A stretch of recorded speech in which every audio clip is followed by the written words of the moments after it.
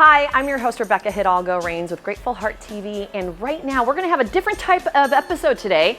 I'm in person live presenting a class on cryptocurrency and real estate and how all of it relates, because it is coming, guys, sooner or later. And if you don't know anything about it, I hope you enjoy the show and learn a thing or two. Thanks. Hi, I'm Rebecca Hidalgo-Rains, and you're listening to Grateful Heart. I started this show to help educate my clients on the real estate market, and it's evolved into so much more. I've found that I love talking to people and I love learning new things. While our expertise is still on the health of the housing market, we want to focus on the health and the well-being of our listeners as well.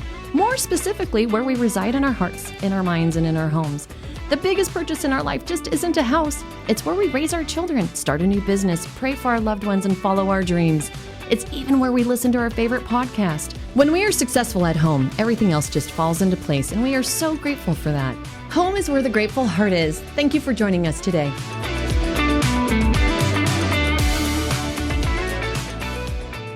My name is Rebecca Hidalgo-Rains. I'm with Berkshire Hathaway Home Services. I also have a podcast called Grateful Heart TV, which is actually what led me to standing in front of you guys today. This sheet, this little colorful two-pager, I'm going to ask you guys to get to the second page for me. What it says, what is Web3? What we did, in this room, how many of you guys have actually played with ChatGPT? Okay, isn't it the best thing ever? Oh my gosh, love ChatGPT. So ChatGPT, in preparation for today's class, we asked ChatGPT, what is Web3? Right? Because Web3 is tied to cryptocurrency, and I'm going to start explaining why. And so it spit out this beautiful explanation, and I'm going to let you guys read that explanation yourselves. That's top of page 2. At the bottom of page 2, my cute little avatar read out the simplified version. So after ChatGPT gave us the technical version of what is Web3, otherwise known as the Metaverse, then we asked it to tell us the kindergarten version. Because what most people do is they get all up in their head and overthink it, and it makes it a lot harder than it really is. So since Rebecca's cute little avatar is not playing for you right now, I'm going to read you guys the kindergarten version. Web3 is like a new and better internet. It helps people keep their information safe and not just let big companies have it. With Web3, people can do things like buy and sell things without needing a bank or social media company in between. I know that's a lot, but it's the kindergarten version, trust me, is a lot less complicated than the regular version. And it's like everyone has a voice, and it's harder for one person or company to control everything. There are also new fun things people can do, like play games and meet friends online. It's a big change for the internet, and it makes it better for everyone. So that's what my cute little avatar had been saying. My next slide is this. So I want to share with you guys my story of what got me into learning about cryptocurrency with respect to real estate. It was February 22nd of 2022, so barely over a year ago. I had played hooky with a girlfriend, and we were out at the Mauna Lucia doing spa day, having fun, and this really annoying guy kept coming over and talking to us. And he's like, hey, I'm here right now because of Fashion Week in Milan, and we're doing the fashion show in the Metaverse, and we're doing all these NFTs, and I'm like, huh? What are you talking about? And because he was so obnoxious, I got really upset that I didn't understand anything that he was talking about, like, blank stare in my face, right? So as soon as the next day hit, I start getting online like, what is Metaverse? What is NFT? What is this? What is that? And so this is barely over a year ago. What I found was a company by the name of Proppy. And they're in the room right now. So I got Kirsten in the back, and she's going to help answer some questions at the end of class that you guys might have. Because in all my research, what I found was Proppy was out there selling houses with cryptocurrency in Florida already. Yes, I know that face you just made. What? They're selling houses in Florida with cryptocurrency. And so when I interviewed, I actually reached out and asked if they would come on my podcast, and I interviewed a gentleman by the name of Adam Brown. And after the interview, I was like, oh my gosh, I got to get certified, and I got to get my whole team certified. So I ended up being the first person in the entire country to get certified, her whole team, in cryptocurrency with respect to real estate. And what the funny thing is about that, has anybody heard the news like a few months ago, NFT collapsed? Did anybody hear about that? No? Yes, a couple of yeses. Well, we went and got certified the same week that happened. And so as a result, we actually got a lot of publicity. Like, why would you get certified when the world is falling? Have you not heard the news? FTX just collapsed. And all FTX is basically Wall Street's version of Enron. If you guys know about Wall Street and Enron or a little bit about that story, basically one of the companies collapsed. And the way the media was reacting, like the whole crypto world was collapsing, and that wasn't the case at all. So anyhow, that was pretty exciting for us because when I got my team certified, a couple people on the team were like, why are we doing this? And I'm like, because houses are actually selling in the metaverse right now in Bulgaria. I know, you're like, again, why? It's so confusing. So I'm going to try to help demystify this confusing stuff for you.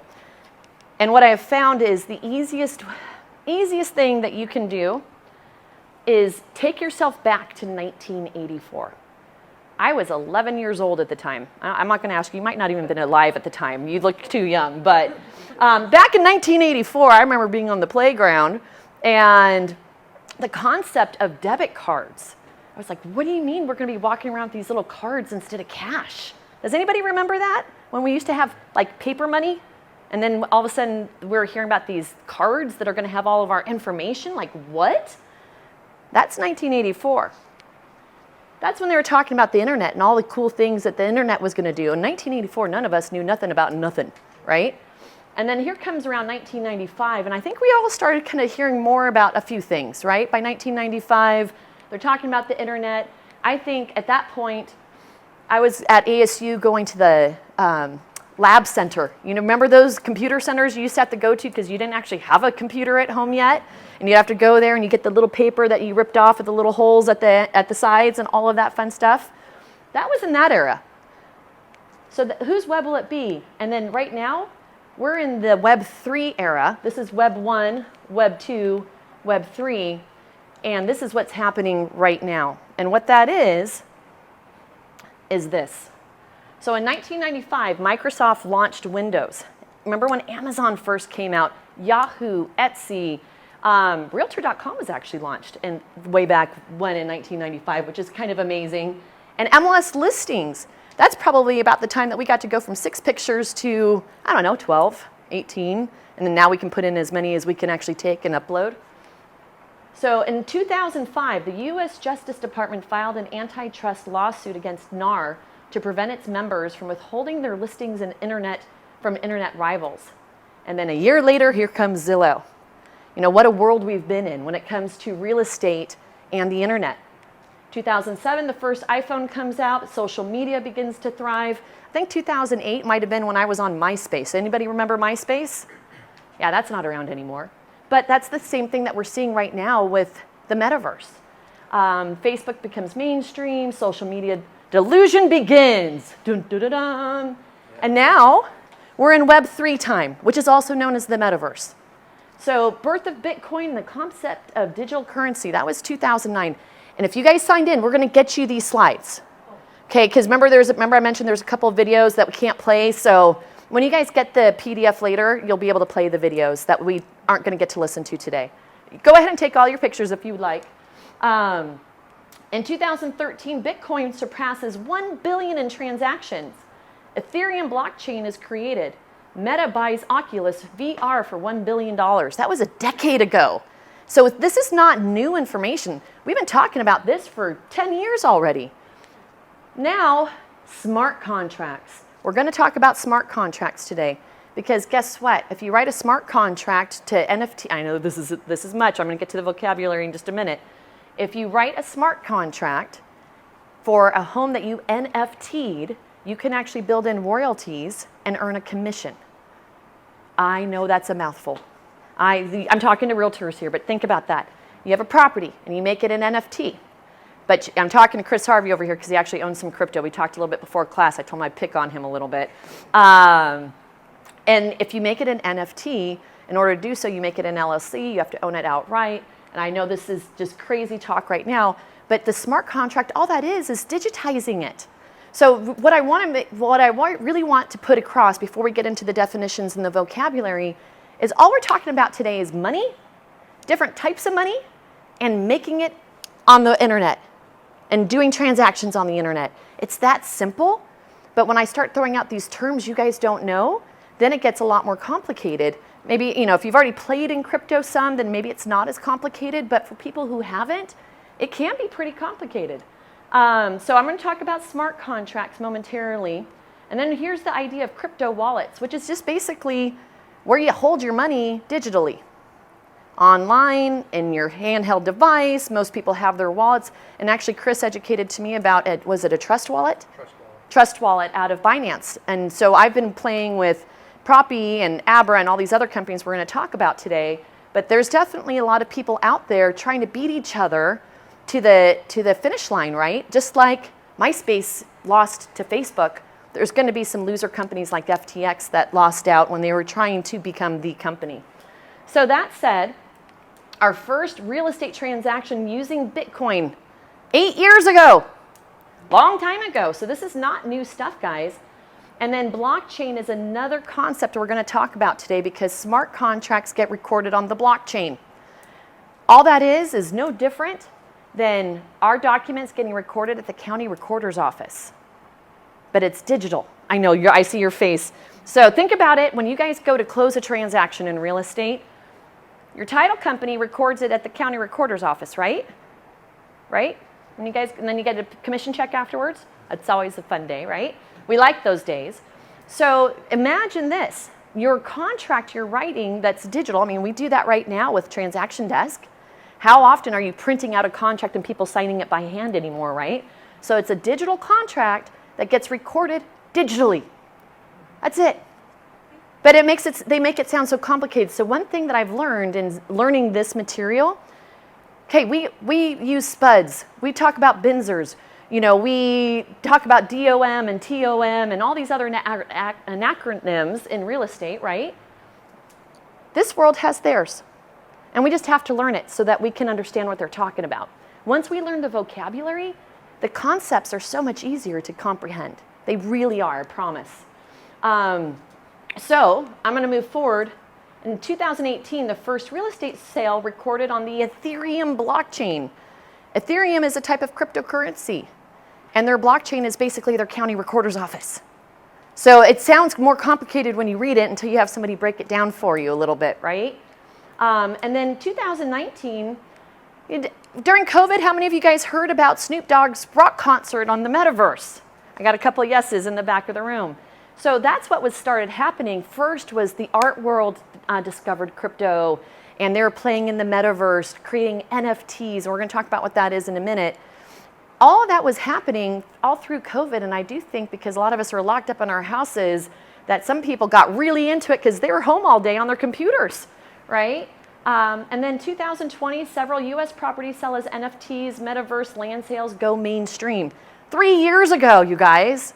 That is when I did the interview with Proppy to begin with, I was shocked. Like, what do you mean all this has been going on? And to Chris's point, you kind of have to get into a little community to learn about all this stuff. Because if you don't, and I'm going to make sure before you guys leave here today, you see where you guys can join some communities to learn more. I'll make sure you guys have that. 2021, there's 19,000 types of cryptocurrencies. That's just money. There's 19,000 types of money out there. And El Salvador begins using Bitcoin as legal tender. There is literally a country in the whole world, they're just using crypto. Bitcoin, that's their tender. That is their country's currency. Again, all we're talking about is money. Have you heard anything about how it's going since they started that last year? I haven't, but I would be interested to find out. I personally believe we're going to see more countries. Saudi Arabia is actually really leading the pack in this arena. And, they're the ones that own all of our oil. It feels like I'm kind of worried that we're behind the game personally. 1 billion people have invested in cryptocurrency. Crypto market value in 2022 was 1 trillion, and they're expecting it to be 5 trillion by 2030. So I found this slide, which I'm hoping will make it easier. Remember the first screen where I had Newsweek with the 3 different slides? Okay, so this is 1984. 1995, raised of mobile phones, streaming media, sharing economy, and then Web 3.0. Now we got the Metaverse, decentralized web. We're going to talk about what that means. rise of privacy, local experiences, creator economy, anonymity, friendly commerce. That all makes it sound so much more complicated than it really is, you guys. So now I'm going to break it down for you.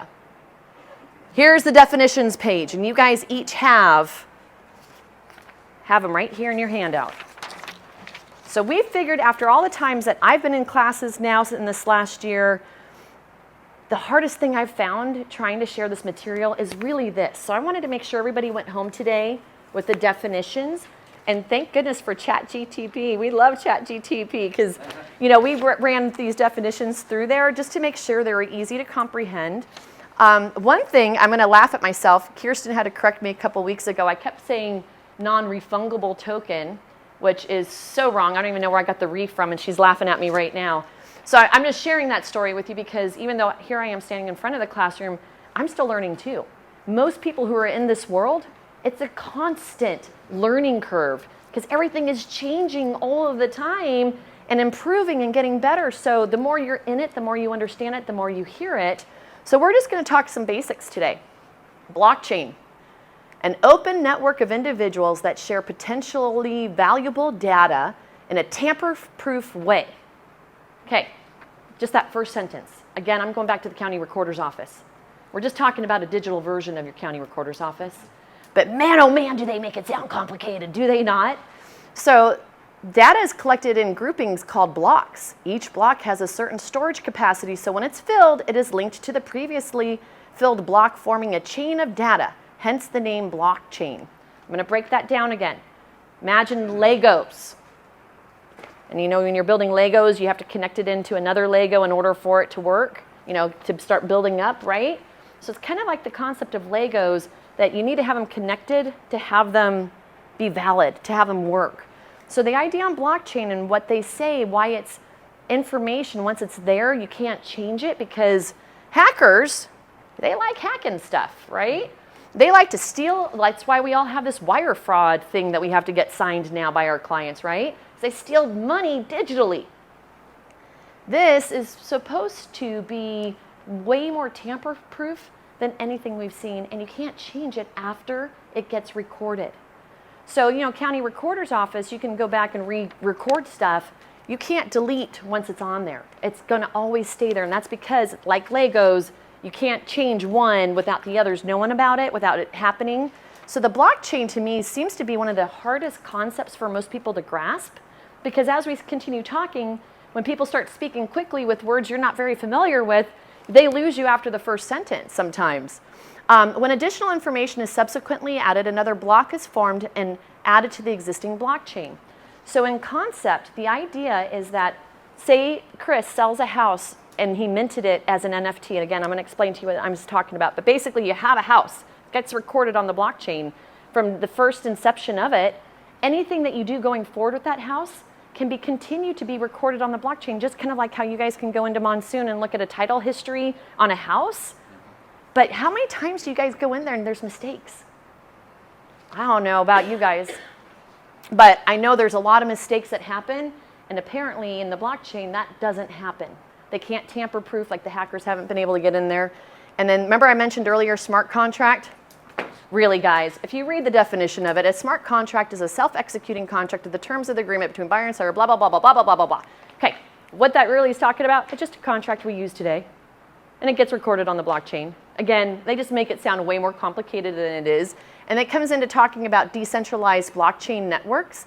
So the idea behind a blockchain, also why it's so secure, is when they say centralized versus decentralized, decentralized is talking about all these computers all over the world having the same information and basically being able to verify each other's information. So there's not just one source of the information. When it's one source, it's centralized. They throw this term around a lot, and it gets really confusing because when they're talking about decentralized information, all they're talking about is information really can't be tampered because there's a gazillion people out there that know the information. So a hacker can't hack all gazillion nodes, and we're going to talk about, actually I think nodes are on your sheet.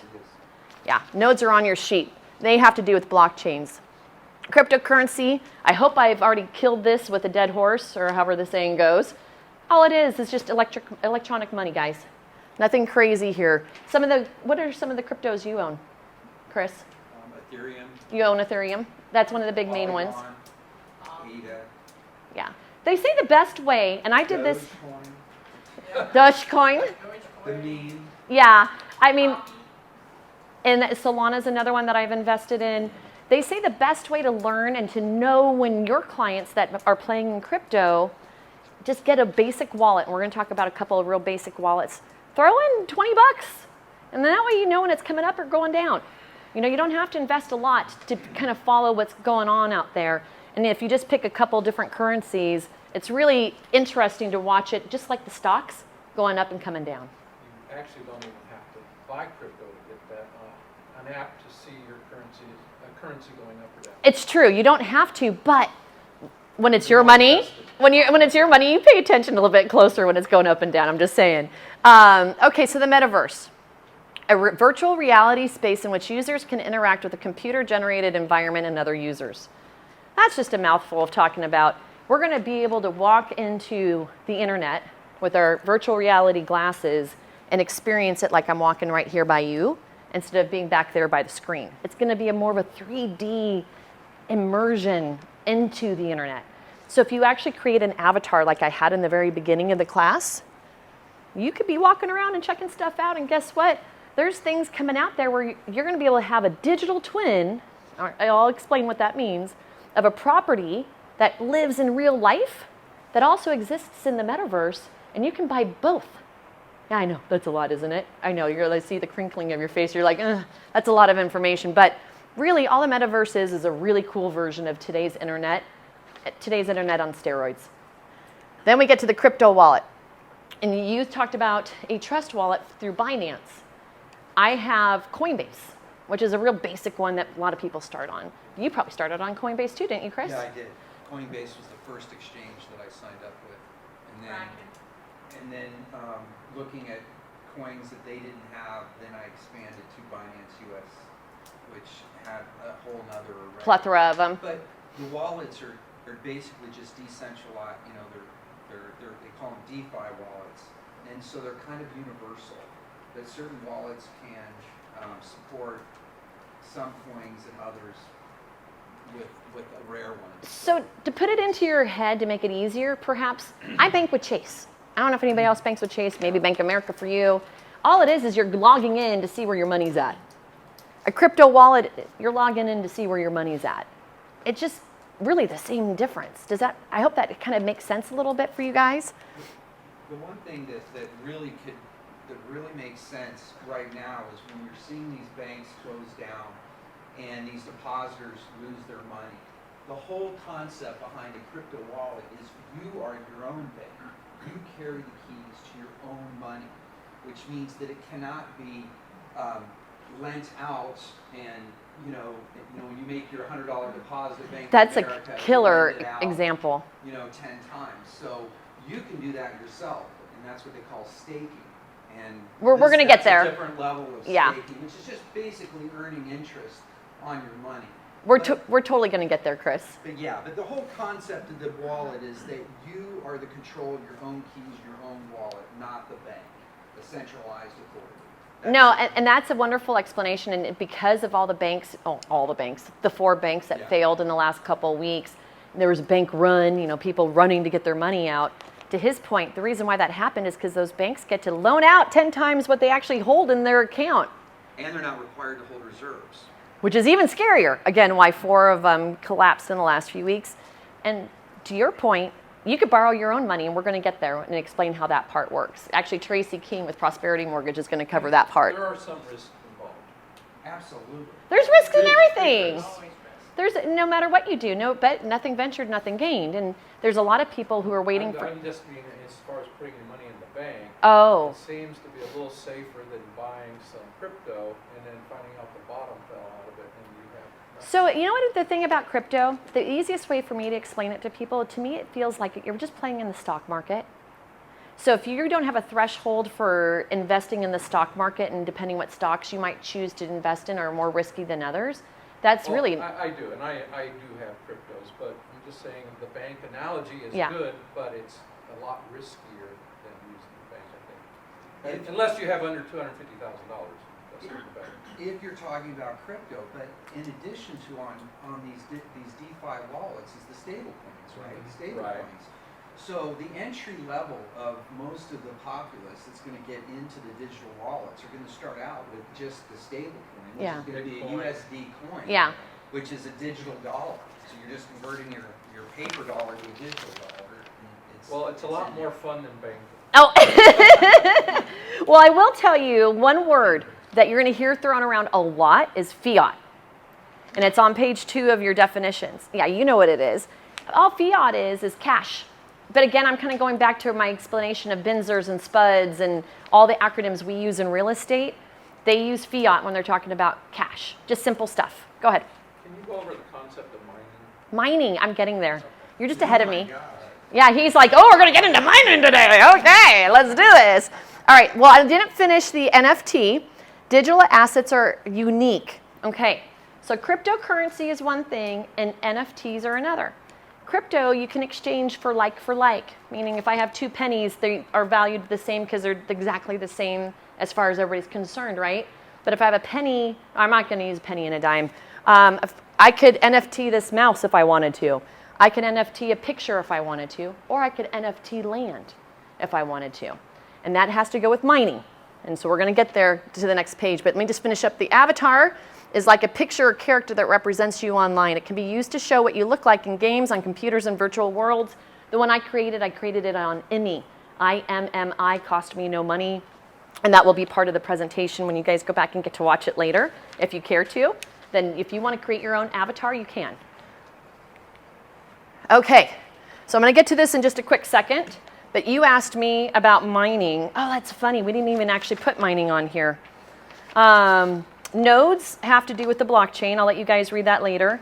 Hashing is like a secret code that helps keep your data safe. It takes a piece of data and turns it into a special code that only a computer can understand. We did it in kindergarten version, ladies, huh? So the definitions that are on here are actually kindergarten version to make it as simple as possible for you guys to understand those concepts. Proof of stake consensus.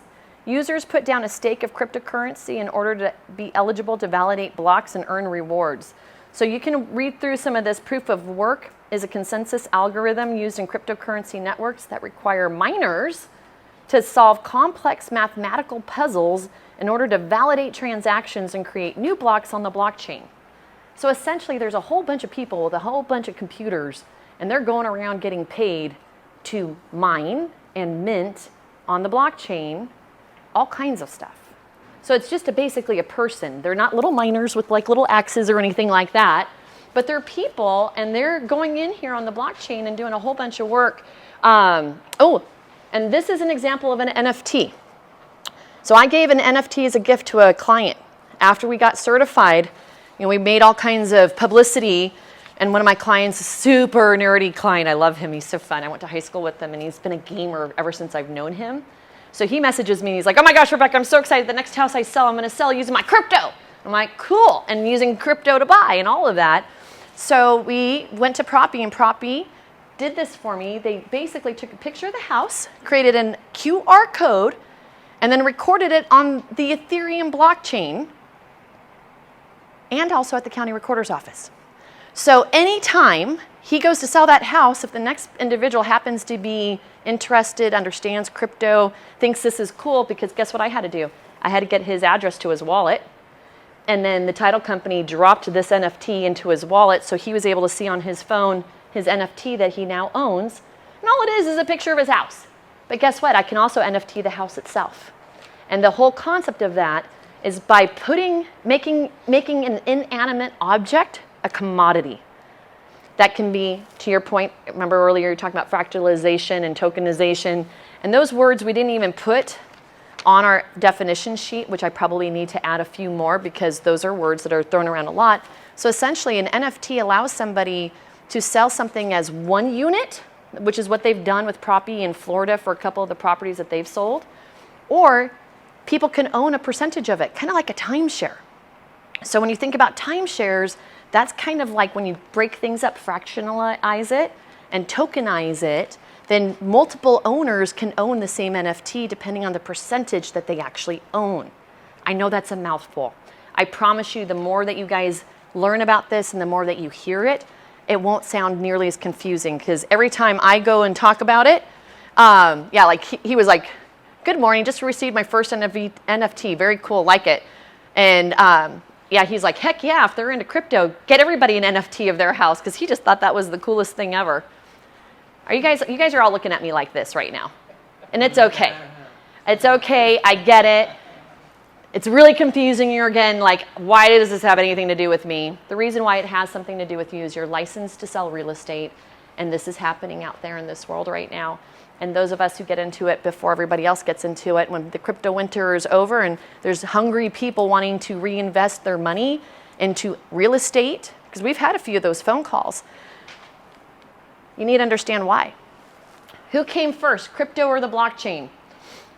Fast. Transactions are delivered straight from the sender to the receiver, eliminating the need for one or more intermediaries.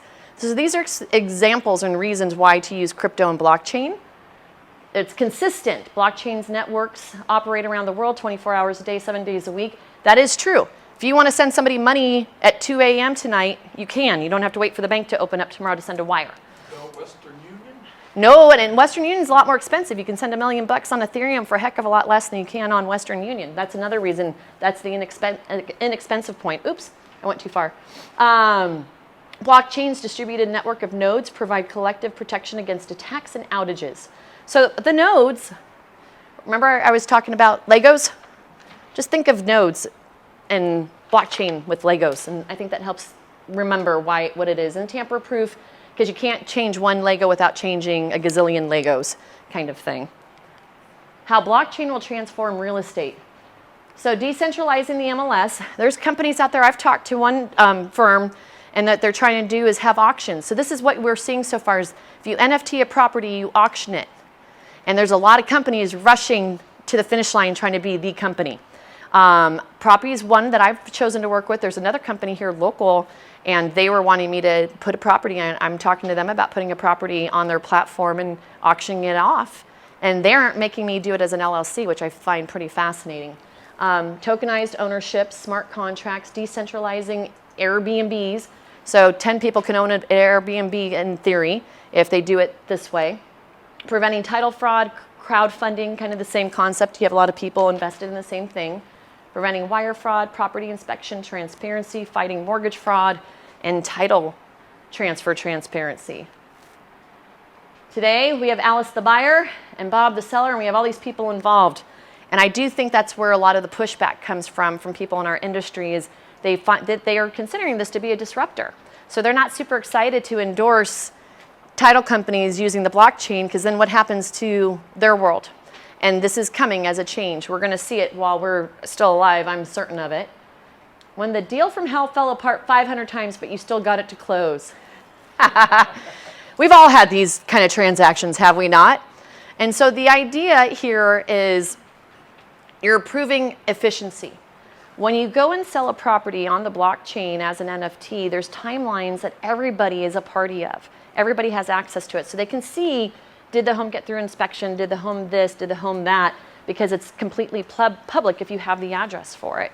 And so that's what they're talking about here is that when things get messy, sometimes you don't have to call the other agent and hunt down information. The information is right there, easily accessible. And so that's where they're talking about here. Oops, let me go back. So what they're talking about here is here we have Alice and here we have Bob, and everybody knows everybody's information, and that's a part of the transaction.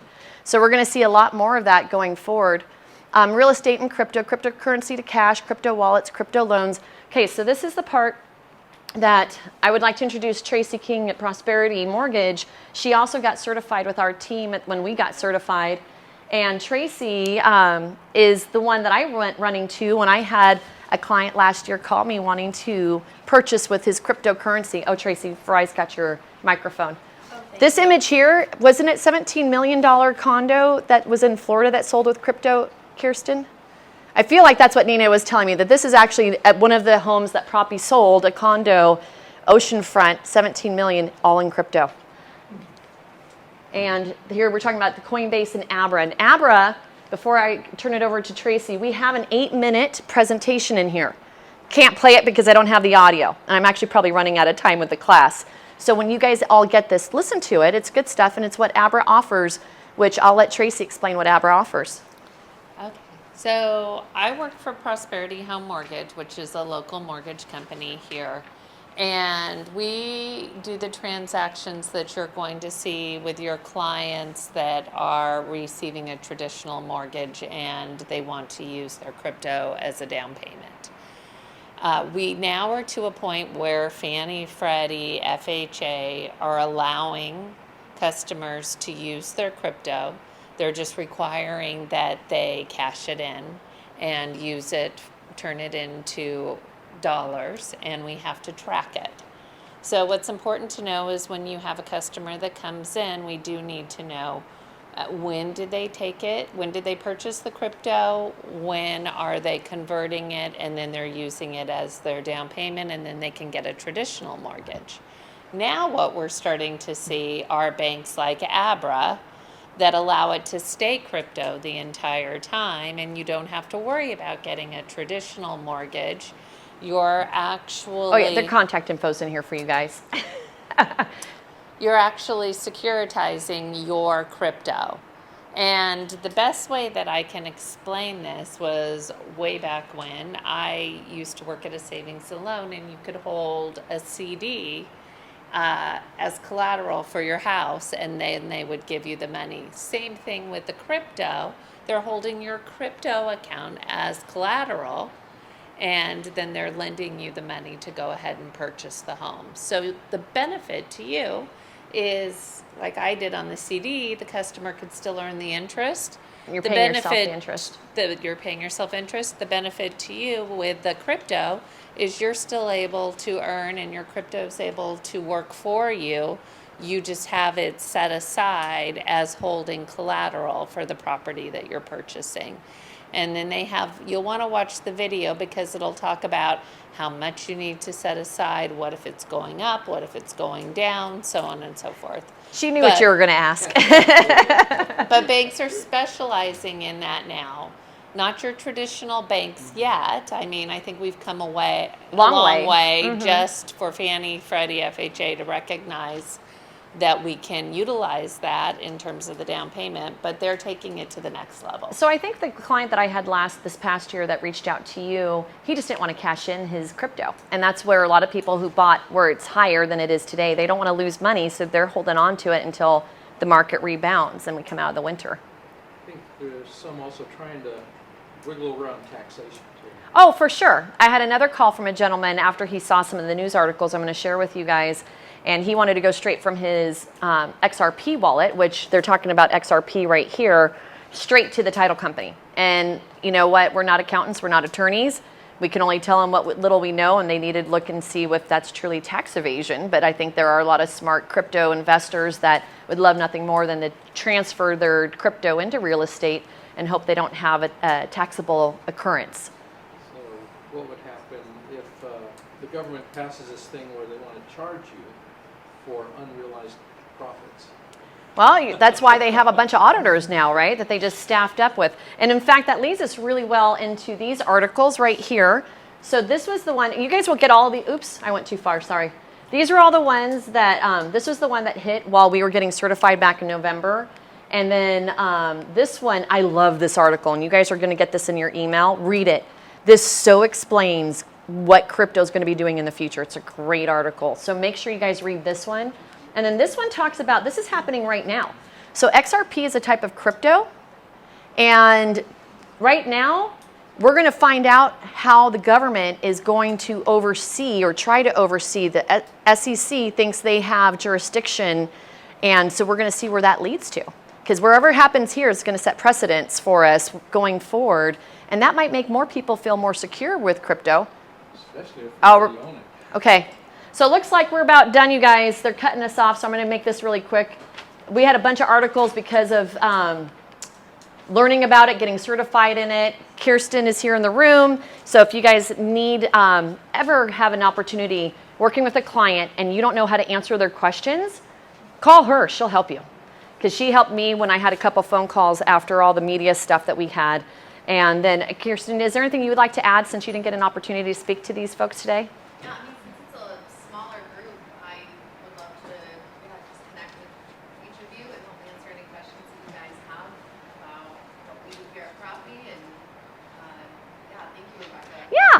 No problem.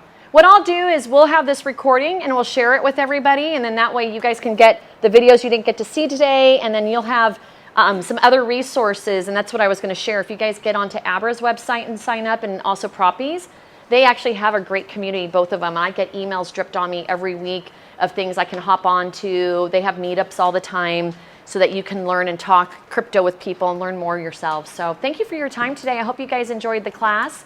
And thank you. Glad you guys chose to come over here and keep learning about this stuff. I promise you, it's happening. If you're looking for a mortgage, you need a personalized plan, not a click button get mortgage option. My team and I have saved families thousands by proactively planning their home purchase or a refinance. Buying a home is a huge decision, and it deserves a strategic approach. My team and I provide a comprehensive mortgage plan, including a complete credit analysis outlining the steps needed to improve your credit score and help you qualify for the best rates and terms in the market. Visit us at tkteam.us today. We'll ensure you get the best guidance so you can make the best decisions. The TK Team, moving you forward. Hi, I'm Rebecca Hidalgo Rains with Berkshire Hathaway Home Services, and I've been selling homes here in the Valley for over a quarter of a century. I want to say that experience truly matters, so when you're looking for a realtor to help you either buy or sell your biggest purchase of your life, I hope you'll consider using me. My experience doesn't matter near as much as my clients, so I do dare you to Google me, and I promise you'll see nothing but fantastic reviews, because I really do truly care to help navigate you and your family to the very best experience you'll ever have with buying a home. Have you been thinking about buying a new house or refinancing your existing mortgage? Interest rates are still around historically low levels. Why pay a higher rate when you don't have to? Call Joe Smith, me, at Epic Mortgage LLC, 602-741-4121 for a free mortgage quote or pre-qualification. Epic Mortgage LLC is a locally owned, independent mortgage brokerage that provides low-cost options for its customers. Independently owned means low overhead, so you get the best rates, fees, and service. Keep more of your money. Brokers are better. Realtor recommended for over 20 years? Contact me, Joe Smith, at Epic Mortgage today, 602-741-4121. Whether purchasing a home or refinancing, we know you have choices when it comes to choosing a title company. Navi Title Agency is the leading source for all title, escrow, and marketing needs. With access to the largest title insurance underwriter, Navi Title facilitates successful closings and protects clients from fraud. Creating solutions that save time and money for everyone, ask your realtor or loan officer today about using Navi Title on your next real estate transaction. Navi Title Agency is locally owned and operated in the state of Arizona. All right, guys, I hope you enjoyed it, learned a thing or two, and if you have any further questions, whether it's for me, Tracy over at Prosperity, or Kirsten over at Proppy, just let us know. We'll get you in touch with everybody. Hope you enjoyed. What a great show, and thank you for joining us on our mutual journey to becoming unharmable and successful in all of our experiences while we're here in this school of life. We hope you enjoyed it. If you watched us on YouTube, please like and subscribe so you don't miss any future episodes. Likewise, if you're catching us on one of our podcast platforms, be sure to follow us so you never miss out on another one of our shows again. Remember that if you ever have a question about real estate or any of the other topics we cover, check us out on the web, www.gratefulheart.tv, for all of our links to connect with us. I'm on vacation every single day, 'cause I love my occupation. I'm on vacation every single day, every single day.